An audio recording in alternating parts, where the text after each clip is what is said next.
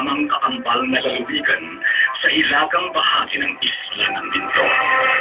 Tahanan ng Tamaraw, ang simbolo ng katapangan at kagitingan ng kanyang mamamayan. Kanlungan ng mga bayaning nagbuwis ng buhay at masakit sa pakikisa sa pagpapalaya ng inang bayan. Pinaninirahanan ng mahigit sa 400,000 kataong nakapamahagi sa 11 namumugod namin ng mga bayan. Mayaman sa ilog, sa dagat, sa mga lupatin, sa mga kabunsukang nagtataglay ng mahalagang hiyas na kasama. Tinasaluyan ng susilak na tubig ang ilog kalawagan sa kaluan mula sa tuktok ng Matigas Falls. Pinaiigting ng pambihirang likas na kaligtan ng Apo Ridge Marine National Park ang ikalawang pinakamalaking bakura sa buong mundo. Kumandong sa Sentra, bayan ng San Jose, sa loob ng 5 dekada ng unang malawang pataniman ng tubo at paggawa ng asukal sa buong Asia. Pinakukulay ng natatanging kultura at kaorganikan ng kanyang mga ang iba't ibang tribo ng mga bayan. Ngayon'y kapuka ng maraming kumpol na mga Afro-Pilipino mula sa iba't ibang bahagi ng Pilipinas.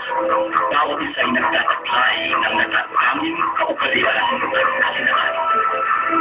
Occidental Mindoro, ang dating tinaguriang lupang pangako, patuloy pa rin tumatahak sa mahabat likulikong landas tungo sa kaunlaran sa minimiting pag-asa.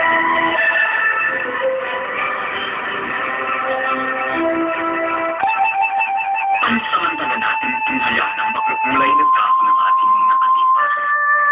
Mula sa panulat pang kasaysayan ng iba't ibang mananalaysay sa mundo, unti-unti nating nababanaag ang mga sulyap tungkol sa ating lalawigan. Tigit sa ganda, titik sa yamang handog ng kalikasan. Sa mga dalampasigan ng ating pinagpalang lalawigan, humahampas ang timon ng mga banghang, lulat ay mga daguhang kaibigan. Dito lumalayag ang mga mangangalakal mula sa iba't ibang bahagi ng Asia, mula sa China, Brunei, Indonesia, Cambodia, Thailand.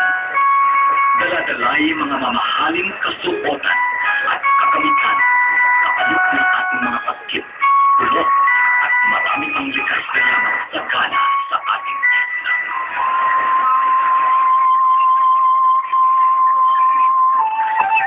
Ang buhay ay mapayapa. Noong unang panahon, maliwanag ang langit, mayaman ang lupa. Noong unang panahon,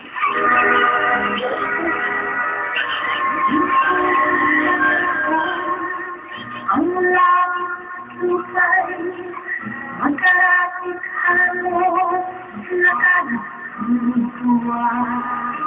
Kasasapan na ni butil ay wala, ang gubat at ilog ay hanap biyaya.